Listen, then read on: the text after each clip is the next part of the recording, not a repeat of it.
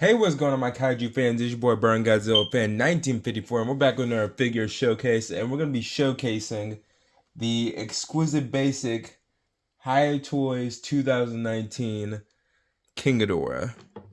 The freaking massive freaking figure right here. Jesus Christ.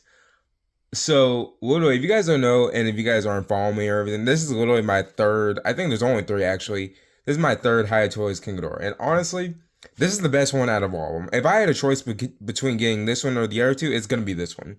And I'm gonna tell you guys this, but before I get into this figure, I'm gonna just be talking about a couple of things that have been going on this past couple of days. So, first off, I haven't really been posting on my YouTube, but if you guys follow me on my Instagram, I think the last thing I did on my YouTube was a couple weeks ago. I did the Mega Gearus figure showcase video, and I'm doing this one now. But if you guys don't follow me on Instagram, I did get my Hiya Toys Battle Damage Heisei King Ghidorah.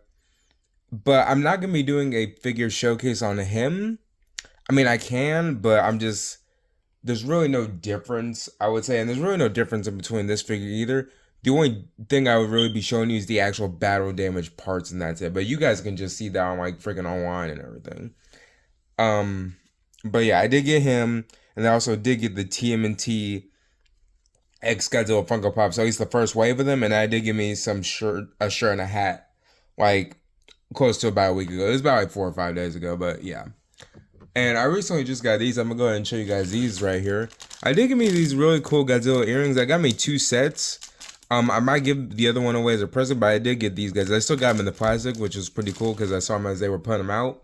So I wanted to give me a pair just in case I give them away, or if I want to keep them like as like part of the collection. So yeah.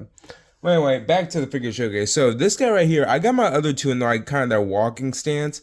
I was gonna put this guy in his walking stance too, but he's just the way that he is and the way that this my Hiya Toys shelf is, because I have a shelf explicitly for my Hiya Toys figures, is getting to the point to where it's full, and I would either need to extend it higher, or I'm going to have to start putting stuff on a different shelf, and I really don't want to do that. So yeah.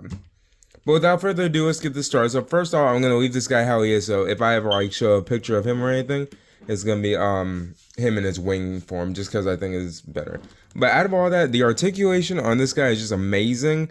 The paint and detail is just absolutely phenomenal. The only thing I will say that the hardest thing was getting his wings in place. You can see a little bit on his left wing right here. That's kind of still open in that little gap right here. If you see where my finger is, it's still open in that little gap, but I'm not too worried about that. Other than that, it's a pretty cool figure.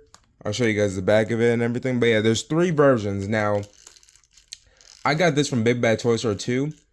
And the only thing I will say about all 3 of them is just that this one right here is just really easier to pose, and just the articulation was just a lot more smoother than its original counterparts. Because the first one is good, but the first one is so like, I wouldn't say it's hard to move, but it's just so structured to where that when they made the improvements on the second and third one, it wasn't so much on the second one, more on the third one. So yeah, the second one, well, first is just the original version. Second version is just the gravity beams. That's what all it comes with. It's like a shinier mold with the gravity beams. That's it. And of course, all of this comes with the stands and everything. This one right here came with the stands too and the gravity beams. The only difference is it's just the all of the posing and the different ball joints that they use to make the articulation better.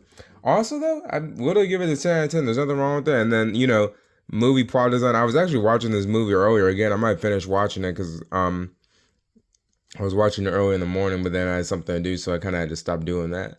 But other than that, like movie-wise, like I really think there's a good base color for him and everything.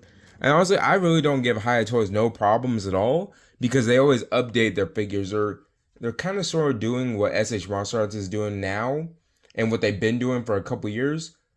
If you're a big collector like me and you collect SH Monster Arts, Hiya Toys, if you used to collect NECA because they stopped their Godzilla line, all they really do is use the same base mold and same articulation, but just make a different color variation of it, which produces more money. Because me as a completionist, I'm going to finish the line. Once I start a line, I'm not gonna just stop it. I might take a break and move to a different line, and that's kind of what I've been doing with SH Monsters, because I kind of stopped collecting movie monster series and Bandai figures, like just the little plastic figures that are like maybe 6 to 8 inches. I kind of stopped collecting on those because honestly, Bandai figures mainly range, unless it's a premium Bandai, range to about maybe 40.